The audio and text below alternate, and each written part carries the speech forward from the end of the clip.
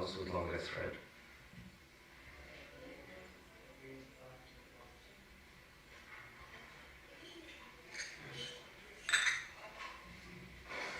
Thank you.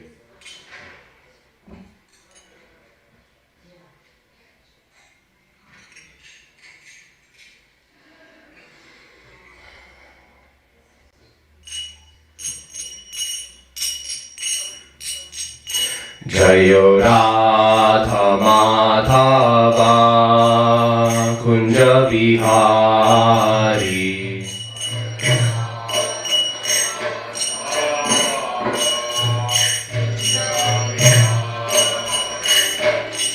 Gopi Jana Vallabha Girivaradhari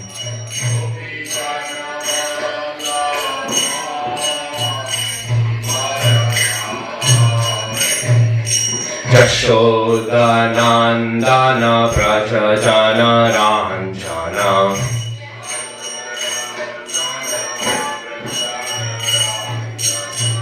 Jamuna Tira Vanachari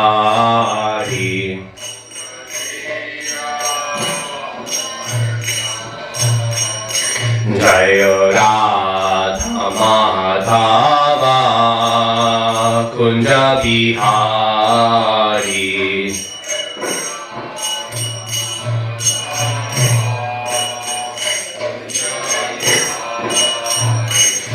Hare Krishna Krishna Krishna Hare Hare Hare Rama Rama Rama Hare Hare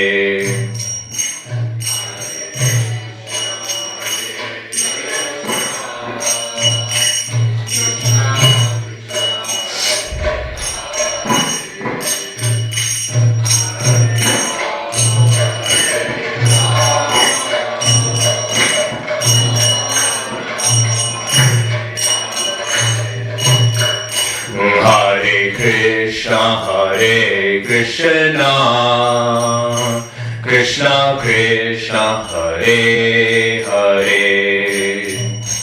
Hare Rama Rama Rama Hare Hare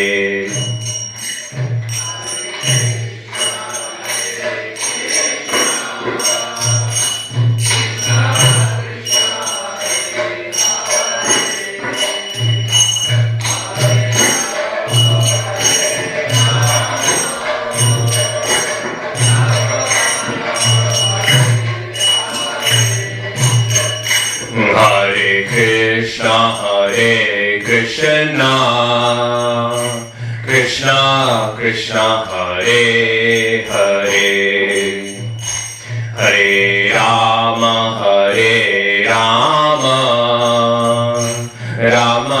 Rama Hare Hare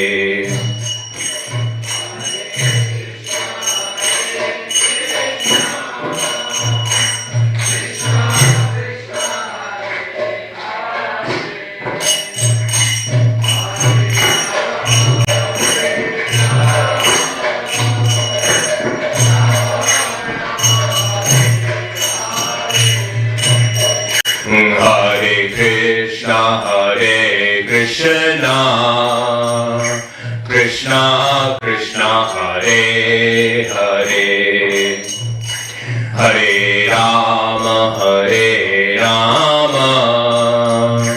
Rama Rama Hare Hare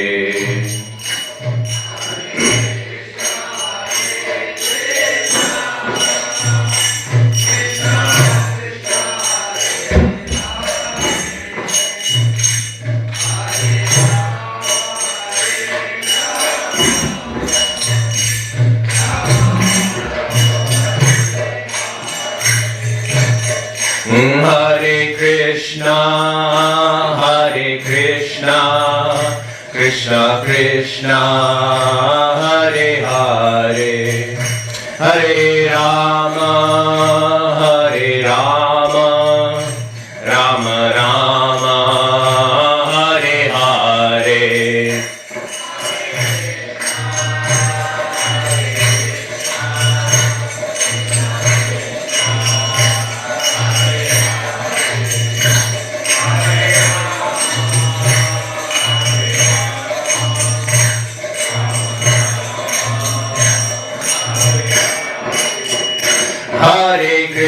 Krishna, Hare Krishna, Krishna Krishna, Hare Hare, Hare Rama, Hare Rama, Rama Rama, Hare Hare.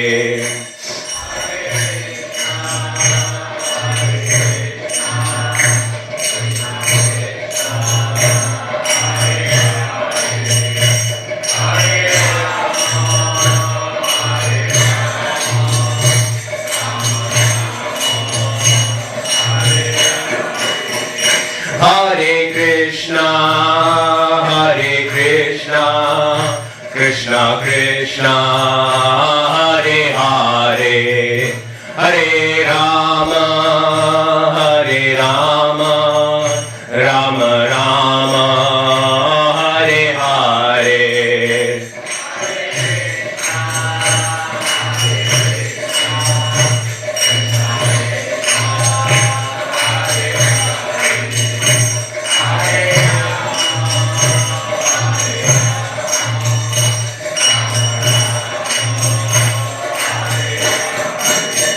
Jaya Radha Gopinath Radha Gopinath Shri Radhe.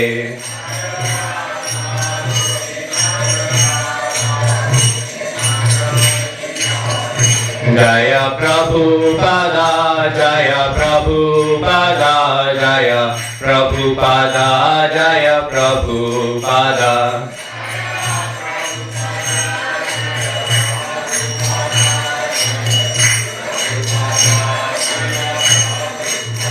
Jaya Guru Deva Jaya Guru Deva Jaya Guru Deva Jaya Guru Deva.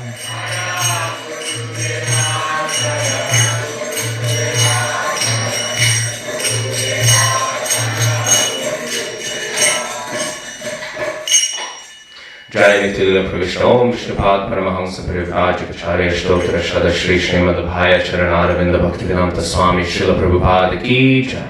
Jai Nitya Pravishna Om Vishnupad Paramahamsa Parivajikacharya Shtotra Shada Shri Srimad Bhaktisiddhanta Saraswati Thakur Srila Prabhupada Ki Jai.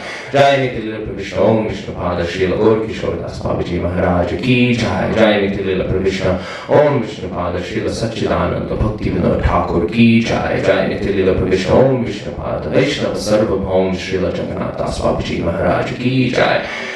Shri Gauriya Vaishnav Guru Varga Ki Jai. Prem se kaho Shri Krishna Chaitanya Prabhu Nityananda Shri Advaita Gadadhara Shri Vasadi Gaura Bhakta Vrinda Ki Jai. Namacharya Srila Haridas Thakur Ki Jai. Ganga Mai Ki Jai. Jamuna Mai Ki Jai. Bhakti Devi Ki Jai. Tulsi Devi Ki Jai. Ananta Koti Vaishnav Vrinda Ki Jai.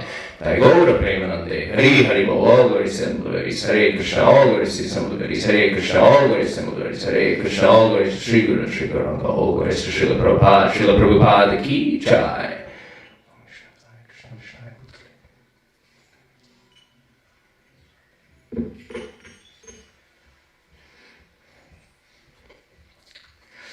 Om Namo Bhagavate Vasudevaya.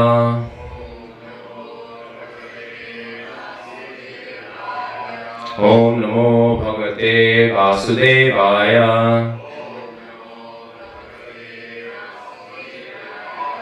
Om Namo Bhagavate Vasudevaya.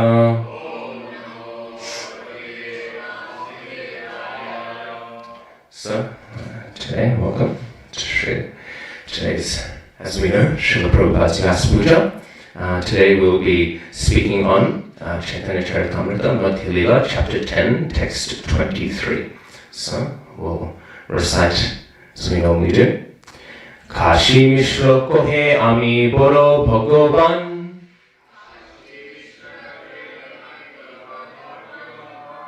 Moro Grihe Prabhupader Hobe Obosthan.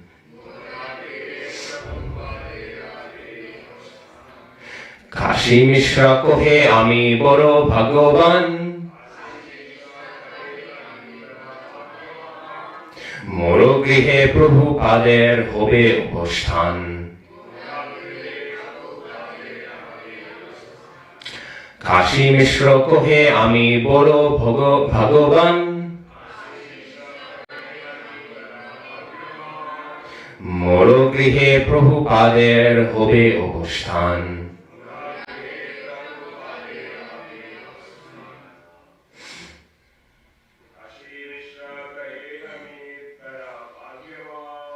Kashi Mishra কহে আমি বড় ভাগ্যবান,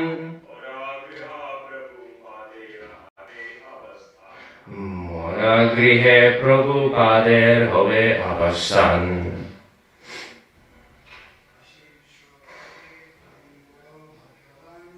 কাশী মিশ্র কহে আমি বড় ভাগ্যবান, মোরা গৃহে প্রভুপাদের হবে অবস্থান। কাশী মিশ্রা কহে আমি বড় ভাগ্যবান, মোরা গৃহে প্রভুপাদের হবে অবস্থান।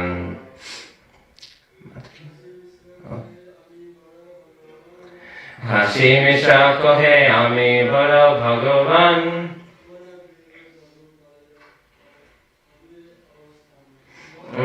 হে প্রভুপাদের হবে অবস্থান।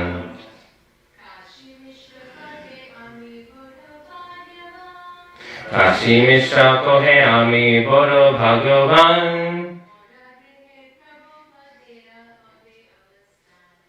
মোরা গৃহে প্রভুপাদের হবে অবস্থান।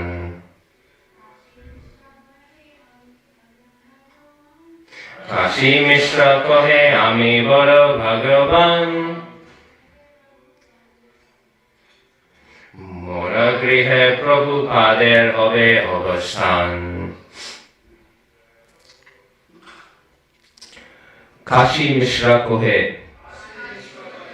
Kashi Mishra said, Ami, I, Boro, very much, Bhagyavan, fortunate, more grihe, in my home, Prabhupadera, of the Lord of the Prabhus. Hobe, there will be, Obashtan, staying. Translation. When Kashi Mishra heard the proposal, he said, I am very fortunate that Sri Chaitanya Mahaprabhu, the Lord of all Prabhus, will stay at my home. Purport. In this verse, the word Prabhupada, referring to Sri Chaitanya Mahaprabhu, is significant. Regarding this, Srila Bhakti Siddhanta Saraswati Goswami Prabhupada comments, Sri Chaitanya Mahaprabhu is the Supreme Personality of Godhead himself, Sri Krishna, and all his servants address him as Prabhupada. This means that there are many Prabhus taking shelter under his lotus feet. The pure Vaishnava is addressed as Prabhu, and this address is an etiquette observed between Vaishnavas. When many Prabhus remain under the shelter of the lotus feet of another Prabhu, the address Prabhupada is given.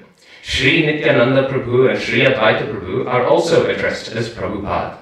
Sri Chaitanya Mahaprabhu, Sri Advaita Prabhu, and Sri Nityananda Prabhu are all Vishnu Tattva, the Supreme Personality of Godhead, Lord Vishnu. Therefore, all living entities are under their lotus feet. Lord Vishnu is the eternal Lord of everyone, and the representative of Lord Vishnu is the Lord's confidential servant. Such a person acts as the spiritual master for neophyte Vaishnavas. Therefore, the spiritual master is as respectable as Sri Krishna Chaitanya or Lord Vishnu himself. For this reason, the spiritual master is addressed as Om Vishnupad or Prabhupada. The Acharya, the spiritual master, is generally respected by others as Shripad, and the initiated Vaishnavas are addressed as Prabhu. Prabhu, Prabhupad, and Vishnupad are described in revealed scriptures like Srimad Bhagavatam, Chaitanya Charitamrita, and Chaitanya Bhagavat. In this regard, these scriptures present evidence accepted by unalloyed devotees. The Prakrita Sahajiyas are not even worthy of being called Vaishnavas. They think that only caste Goswamis should be called Prabhupada. Such ignorant Sahajiyas call themselves Vaishnava Das Anudas, which means a servant of the Vaishnavas. However, they are opposed to addressing a pure Vaishnava as Prabhupada. In other words, they are envious of a bona fide spiritual master who is addressed as Prabhupada, and they commit offenses by considering a bona fide spiritual master an ordinary human being or a member of a certain caste. Srila Bhaktisiddhanta Saraswati Thakur describes such sadhajias as most unfortunate. Because of their misconceptions, they fall into a hellish condition. Translation and purport by His Divine Grace, Srila A.C. Bhaktivedanta Swami Prabhupada Ki Jai. Namo Vishnupadaya Krishna Preshthaya Bhutale Srimate Bhaktivedanta Swami Niti Namine Namaste Saraswati Deve Gauravani Pracharine Nirvishesha Shunyavadi Paschatya Deshatarine Om Jnana Timirandhasya Gyananjana Shalakaya Chakshurunmilitam Yena Tasmai Shri Gurave Namaha Shri Chaitanya Manobhishtam Stapitam Yena Bhutale Swayam Rupa Kadama Hyam Dadati Svapadantikam Vandeham Shri Guru Shri Yuta Padakamalam Shri Gurun Vaishnavamscha Shri Rupam Sagrajatam Sahagana Raghunathanvitam Tam Sajivam Sadvaitam Savadhutam Parijana Sahitam Krishna Chaitanya Devam Shri Radha Krishna Padan Sahagana Lalita Shri Vishakhanvitamscha He Krishna Karuna Sindho Dina Bandho Jagatpate Gopesha Gopika Kanta Radha Kanta Namostute Tapta Kanchana Gaurangi Radhe Vrindavaneshwari Vrishabhanu Sute Devi Pranamami Hari Priye Namo Mahavadanyaya Krishna Prema Pradayate Krishnaya Krishna Chaitanya Namne Goratishe Namaha Vanchakalpatarubhyascha Kripa Sindhubhyevacha Patitanam Pavanebhyo Vaishnavebhyo Namo Namaha Jaya Shri Krishna Chaitanya Prabhu Nityananda Shri Advaita Gadadhara Shri Vasali Gaura Bhakta Vrinda Hare Krishna Krishna Krishna Hare Hare Hare Rama Rama Rama Hare Hare. So Srila Prabhupada Ki Jai. So today we are celebrating the Vyasa Puja of Srila Prabhupada. So I thought we were discussing which text to speak, and I remembered this one because I thought maybe today we could discuss a little bit about the title, A.C. Bhaktivedanta Swami Prabhupada, and maybe some of the significances this has. Now I just want to say there are many more senior devotees than me here, so I'm always a bit of a fool if I'm giving class, but I'm extra the fool today, so please forgive my audacity to speak this morning. And so I wish to touch firstly on the A.C. Abhaya Charanaravinda. Of course we know this is the initiated name of Srila Prabhupada. You know, Srila Prabhupada appears in the year 1896, which interestingly enough is the same year Bhaktivinoda Thakur, he wrote this wonderful book about the life of Sri Chaitanya Mahaprabhu and his teachings. Right? And that's the year that, at least, I think it's in Montreal, the university recorded that edition arrived in that university. Because of course, this was the vision of Bhaktivinoda Thakur. Krishna consciousness spread all around the world. This was a vision that is very, very much invested in, and of course Srila Prabhupada so wonderfully fulfilled. So we can see already there's some sort of synchronicity beginning there. So Srila Prabhupada, he appears in Kolkata, and appearing so, he goes on with his pastimes, manifested, and joins the Gandhian movement, as we know very famously, and becomes very passionate that the cure for all social ills will become nationalism, right, independence, and all of these things, right? Of course, these are the pastimes of a pure devotee. Naturally, as this goes on, very famously, he gets brought to meet his spiritual master, Srila Bhaktisiddhanta Saraswati Thakur Prabhupada. There he realizes, or rather he manifests the pastime of realizing, right, that nationalism will not cure anything. Nationalism is in fact one of the things that needs to be cured, along with all of the other ills in the material world. So Srila Prabhupada is very convinced, he surrendered to this personality. A while later, Srila Prabhupada would then get initiated, and he received the name Abhaya Charanaravinda. Of course, Prabhupada would continue going on, serving the devotees. Very famously, he had a pharmacy. With that pharmacy, he would support the traveling preachers who would come and leave, and he would leave the top floor of his accommodation open. There he would shelter his godbrothers and all, so that they can continue preaching and outreach during this time. Sometimes his godbrothers would bring up to Srila Bhaktisiddhanta Saraswati Thakur, Srila Prabhupada, Abhaya Charanarvinda Prabhu, we should engage him in this, we should engage him in that. And Srila Saraswati Thakur Prabhupada would say, he's doing his own thing, right? Don't worry.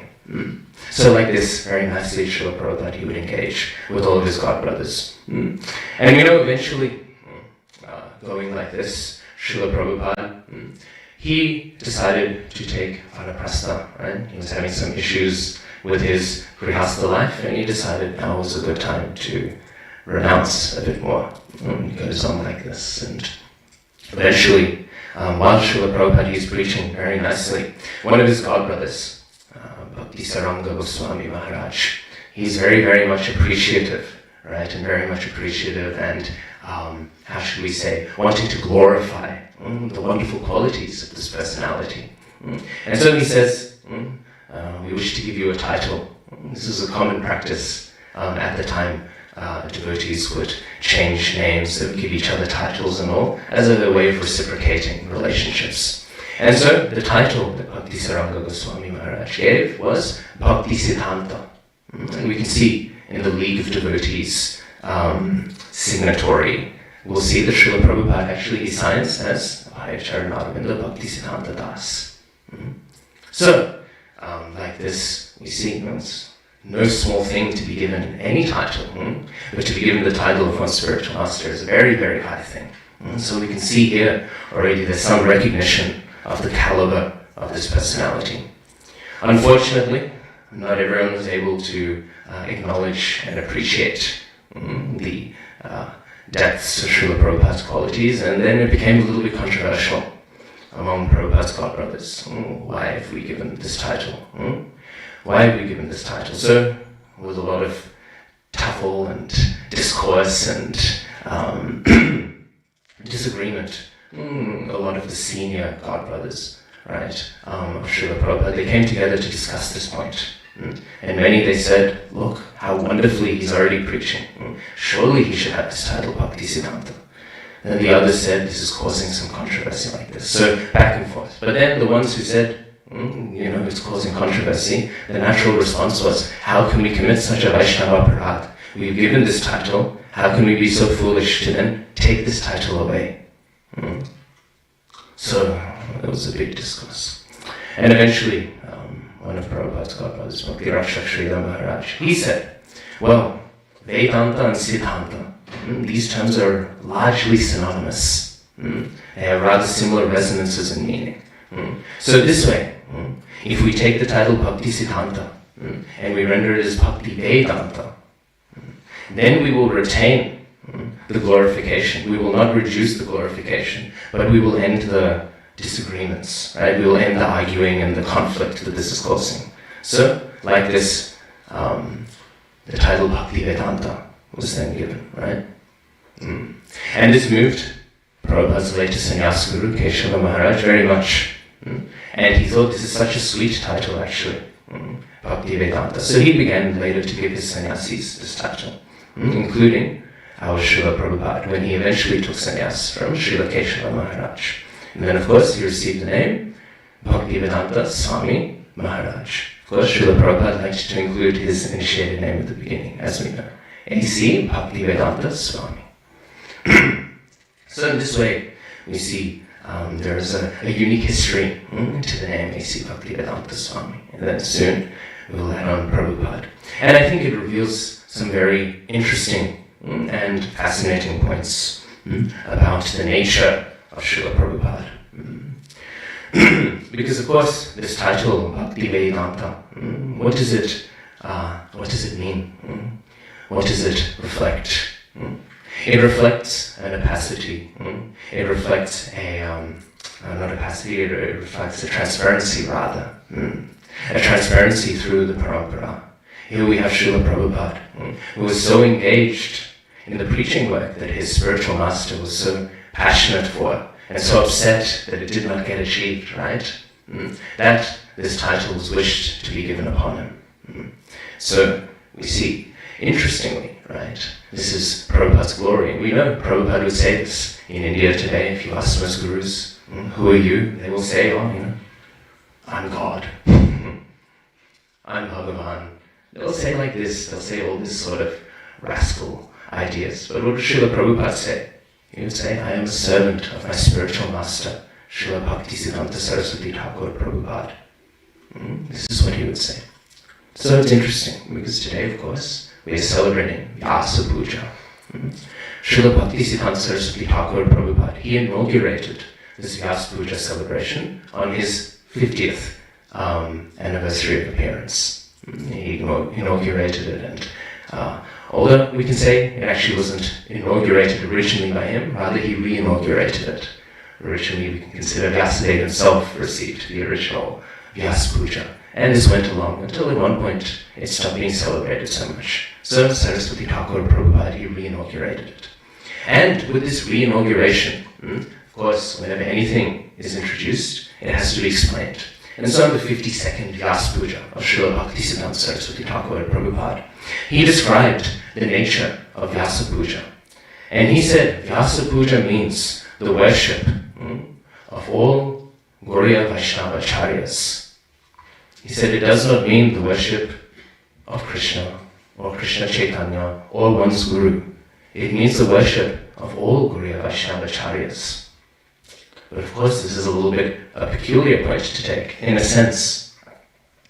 Because, what do we see? On a Vyasa Puja, we are very much glorifying one specific personality, right? We are glorifying that specific personality, that specific Guru. So, this is perhaps a peculiarity, perhaps an odd point. But it's not. Because, of course, in glorifying Srila Prabhupada, what is the glory of Srila Prabhupada? Prabhupada's glory is that in his teachings, right, in his preaching, is the transparent via medium. The whole parampara represented in this one personality, reflecting the message of Krishna. So in fact, this point that Saraswati Thakur Prabhupada is making, all Gauriya Vaishnava Acharyas are worshipped on the Vyasa Puja. This point is to emphasize the reality of the Guru. The Guru is carrying that same gift, generation after generation of Gauriya Vaishnavism. And so, you should think, sometimes people will think, oh, the glories of Prabhupada, they will think of them in ways that maybe Prabhupada did not himself describe them. We'll hear often people will say, these miracle stories and all these things, but Prabhupada, surely a miracle worker. But these miracles that people often describe, of healings and stuff like this is not how Srila Prabhupada wished to be seen. We know very famously, once Srila Prabhupada was asked, do you perform any miracles? And he pointed to his disciples and he said, these are my miracles. Right? We are in a very fortunate position. Srila Prabhupada here has given us his pranam mantra. And so we can see very perfectly how Srila Prabhupada wishes to be glorified. And what is that glory? It's not some sentimentalism of, I very, very much like this person, right? It is not some magic trick appreciation or something. No, it's Namaste Saraswati Devi, right? The servant of Srila Bhaktisiddhanta Saraswati Thakur Prabhupada, Gauravani Pracharini, right? Who is preaching the message of Sri Chaitanya Mahaprabhu. So this is the nature of the glorification of Srila Prabhupada, right? The emissary of Srila Bhaktisiddhanta Saraswati Thakur Prabhupada, representing him fully. So, Adi Purush Prabhu, I was discussing with him some of the ideas that I wished to discuss today, and he said I should also speak a little bit on the nature of Vyasadeva. So, yes, I think he's very in pursuit of affirming his guidance. I really will discuss this just slightly. So, Vyasadeva, right? Because of course, if we are considering that Vyasa Puja is the worship of all Gauriya Vaishnava Acharyas, we should wonder, right, who is Vyasadeva, this root of this worship. So, Vyasadeva appears every single Kali Yuga. We know we have the 4 yugas, and this is rather foundational, and in every Kali Yuga, a Vyasadeva will appear. normally a jiva, right? Our Manu, he was the one before our current Vyasadeva, right? And so this personality will take the Vedas and divide them accordingly. We know in Srimad Bhagavatam in the 3rd canto it describes how Brahma, he will speak each one of the 4 Vedas out of one of his foreheads. But when all the 4 heads speak together, then Purana is spoken, right? So, when this is spoken, this Purana is very, very big. It's described by Jiva Goswami, millions of verses. But Vyasadeva will take it and compile it in a digestible way, divide it out so that the appropriate sections can be appreciated by the appropriate people like this. So Vyasadeva is taking a very prominent and important position. In fact, there is a saying in Sanskrit that says that all knowledge is simply honoring the remnants of Vyasadeva. This is a aphorism, right? Anyone who's engaged in any sort of field of knowledge, simply they're taking what Vyasadeva has given and they are honoring it. In fact, the same thing was said about Srila Prabhupada, one Gauriya Vaishnavacharya not from ISKCON, but he was preaching and somebody asked him, he said, why are you preaching, right? And he said, I'm not preaching. Any Vaishnava who is doing any preaching in the world is simply honoring the remnants of Srila A.C. Bhaktivedanta Swami Prabhupada. There is nothing original that we can bring. And if anyone brings anything original, they are not preaching. Because preaching means simply to honor the prasad of Srila Prabhupada. So, in this way, Vyasadeva, he is the embodiment of all knowledge. Now, in this Kali Yuga, there was a unique position. There was a famine in the land, right? And there was this Muni named Gautam Muni, right? And Gautam Muni, he performed lots of austerities. And by performing these austerities, he very much pleased Lord Brahma. And pleasing Lord Brahma, what normally happens when we hear pastimes like this story is from the Varaha Purana, a boon was granted. So Brahma, he says, I'll give you one boon. And so he says, I wish to have a boon that whoever I shelter, I can feed them. Because this was a time of famine. So Gautama Muni, he sheltered all these starving brahmanas during the time of famine, right? He sheltered them all in his house, and using this boon, he fed them and fed them and fed them. They all felt very nourished, right? And like this, he would feed them. But soon, one day, the famine ended. Right? The drought ended with the coming of rains, and the crops began to grow again. And when these crops, they grew again, the Brahmins thought, okay, now we'll go off on our way. But Gautam Muni, he felt a little bit bad to lose the association with these Brahminical people. So he said, no, actually you stay. You stay, it's alright, right? We know sometimes we will experience similar things, we need to go, and somebody there holding on to us, right? And so they tried the next day, okay, now we'll go, thank you so much for your hospitality. No, just stay one more day, right? And of course, they're Brahminical, they're very soft, they're struggling to say no. So they come up with a plan. And their plan is they will come up with a counterfeit cow. They've created this cow. And this counterfeit cow, they placed it in the middle of Gautam Muni's way. So when he came home, he just sprinkled some water on the cow in order to get the cow to move out of his way. But because this was not a real cow, it was a counterfeit cow. It was designed so that it'll appear to die if it gets touched by anything. So like this they did it. And then the moment this happened, all the Brahmanas, they came out and they said, we cannot live with such a degraded person who would kill a cow. When I read this pastime, I thought it would have been easier to just say, we really need to go. But regardless, they've done this, right? So by doing this, they say, we cannot live with such a degraded person. No, sorry, we have to go. Now Gautam Muni, he has engaged in so much austerity, and he is blessed by Brahma. So he is not a fool. He knows exactly what's happened. And he looks at all of these Brahmins, and he says, I will curse all of you. All of your Vedic knowledge will be gone today. And not only this, but I will curse all Brahmins. All their Vedic knowledge will be gone. So, the world without Vedic knowledge, well, we can see it, right? It's very much around us. It's not a very nice place. So Rudra, Brahma, they became very concerned. How will the world function without this Vedic knowledge? So they went to Narayan. They began to pray. We need, really, really desperately, we need this knowledge to be restored. And so Narayan was very compelled by their praise, and so he incarnated as the Vyasadeva of our era. Of course, our Vyasadeva is special because he is not an empowered jiva, he is directly Narayan himself.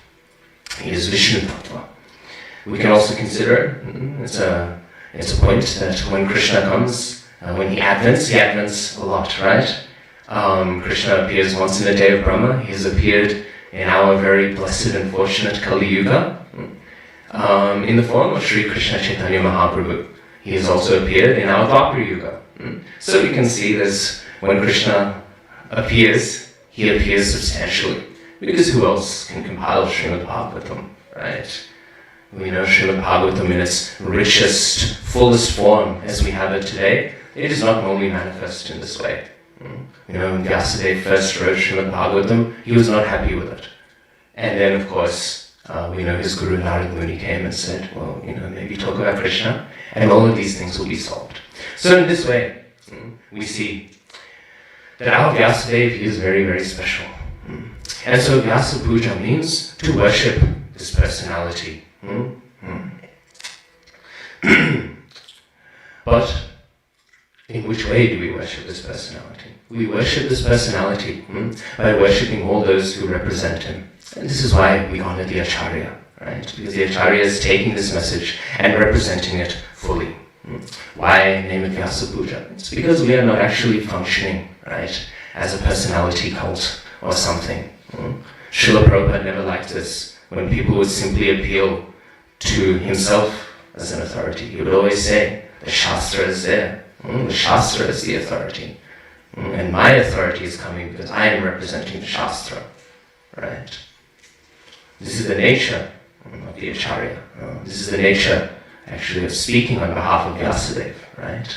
One is emptying themselves and simply acting in service. If one is acting to promote themselves, they are not in the position of Acharya. Bhaktisiddhanta Saraswati Thakur Prabhupada, he once said, Gaudiya Vaishnavism is a contradiction. And what is this contradiction? On the one hand, we need gurus. Guru Bhakti is so central, as we will very wonderfully celebrate today. Right? Guru Bhakti is so important. We very much need gurus. So this is one part of Gaudiya Vaishnavism. The contradiction is that the moment one becomes a guru, they stop being a Vaishnava. This was Bhaktisiddhanta Saraswati Thakur's teaching.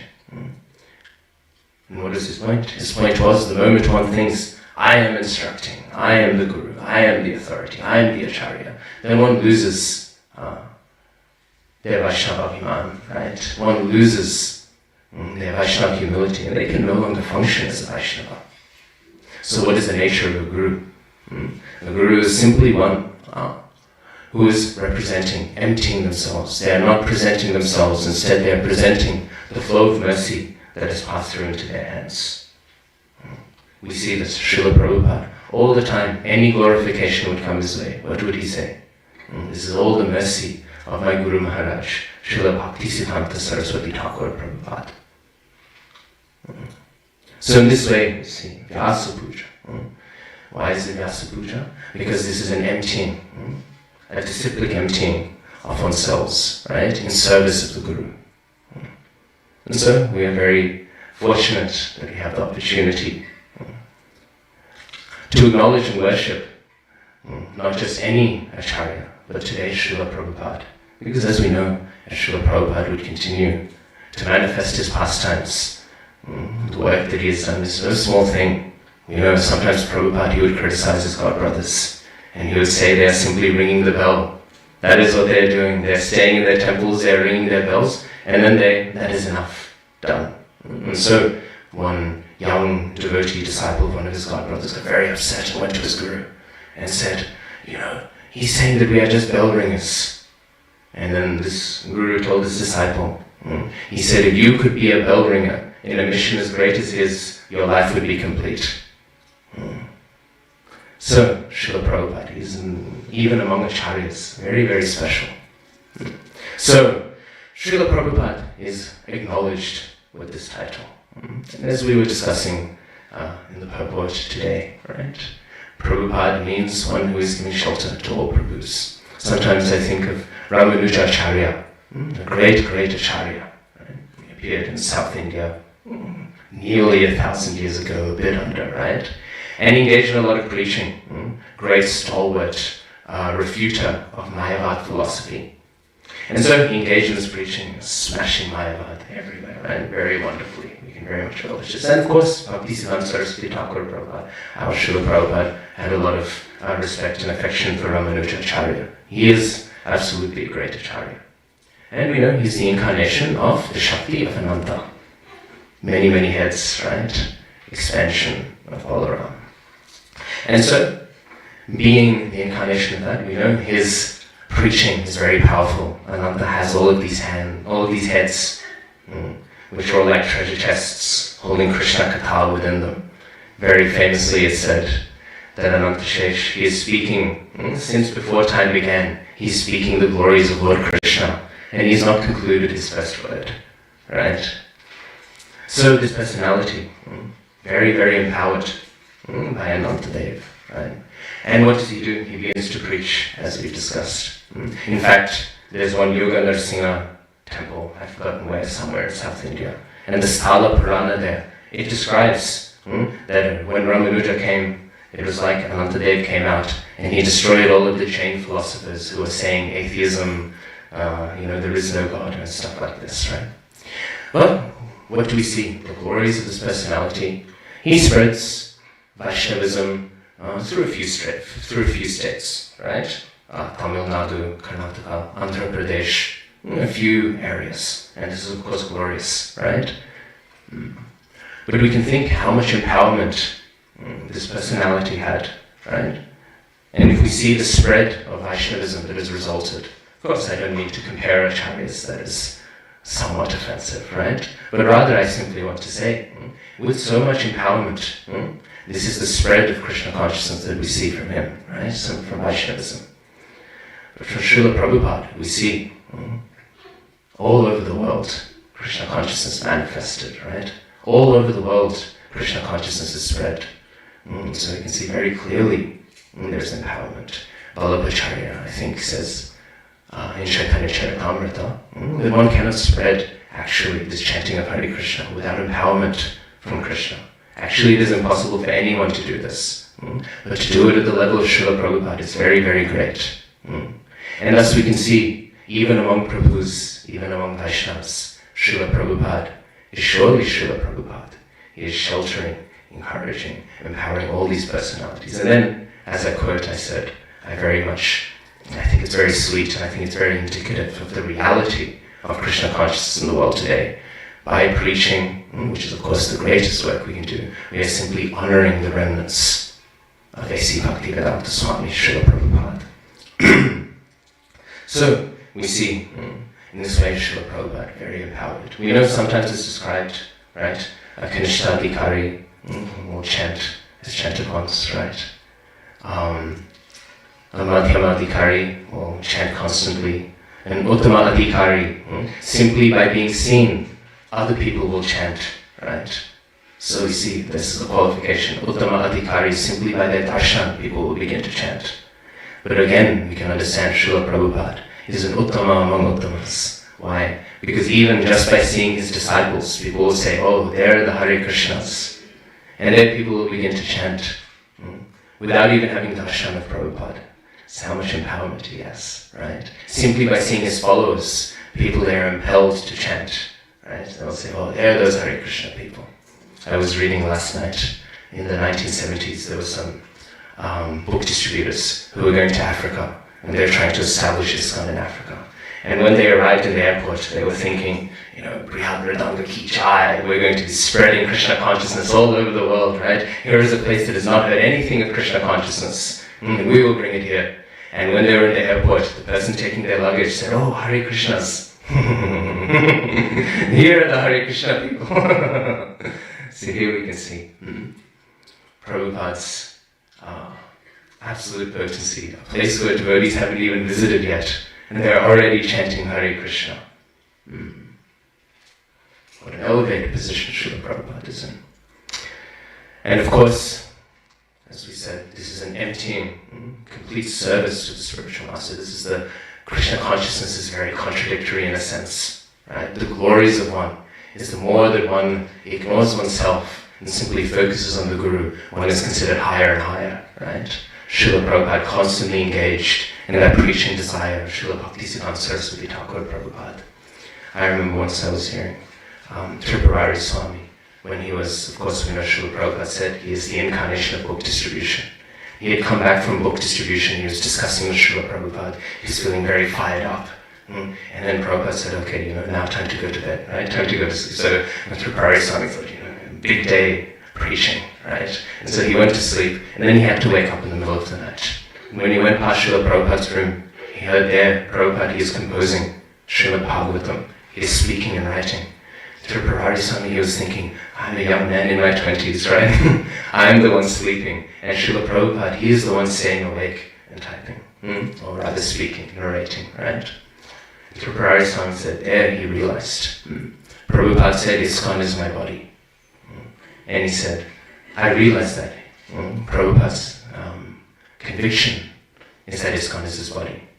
But even more so, he said, he realized that book distribution is Srila Prabhupada's soul. Because that is the heart and purpose of Srila Bhaktisiddhanta Saraswati Thakur Prabhupada's desire. Right? All of these desires are fulfilled in Srila Prabhupada. Right? We know very famously Prabhupada said, my Guru Maharaj said, by building this temple I've only caused problems. I wish to sell each and every brick and we will print more books. And then I will be satisfied. Famously also Saraswati Thakur Prabhupada, he said, my desire is to go to America for 10 years, or to send some preachers there. 10 years because at the time America was not, who cares about America, it was still like a young country not doing anything. But surely, Trikala Gyan, this is the nature of the Acharyas. So he had some understanding that America will become a significant place later on. So to set some foundation. Of course, we know Saraswati Thakur Prabhupada never sent anyone to America during his pastimes. But these 10 years are interesting. Sometimes it's commented upon that Srila Prabhupada's 12 years of manifesting and establishing ISKCON fulfilled that desire, and then so much more, right? 10 years, but instead 12. And not just America, but every country on earth. There we can see Srila Prabhupada, Bhakti Vedanta Swami Prabhupada.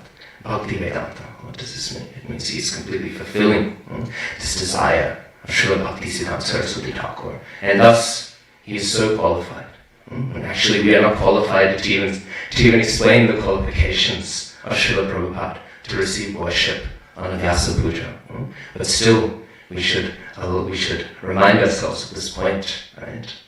It is an honor for us to be able to engage in worship, right, of such a personality who fully embodies the meaning of Vyasa Puja.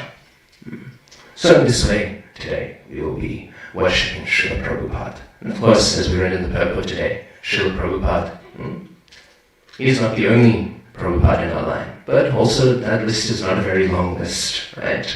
Rupa Goswami, he is also called Prabhupada. Advaita Acharya, also called Prabhupada. Bhaktisiddhanta Saraswati Thakur, also called Prabhupada. But it is not a long list. Some Sahajiyas, they wish to give this title out easily, right?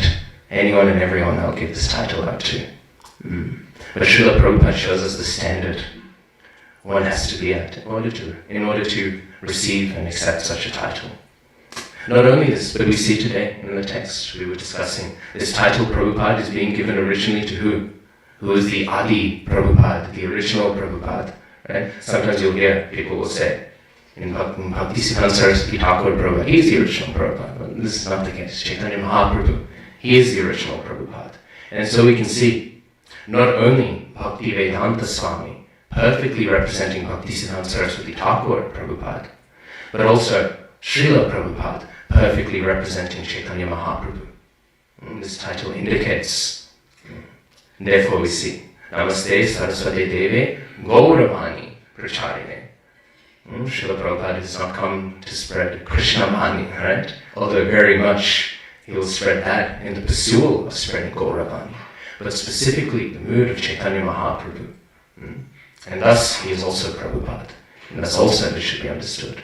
Prabhupada did not come in order to spread some general understanding of Vaishnavism, some general understanding of Vedic culture. All these things are important.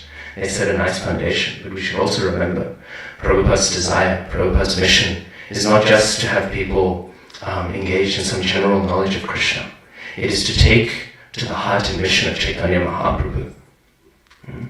So Chaitanya Charitamrita, actually, it's interesting. If you look at the order Prabhupada writes his books, right? He goes through Srimad Bhagavatam, and then he pauses, and then he quickly writes Chaitanya Charitamrita, and then he continues writing Srimad Bhagavatam. You can see here how important this understanding.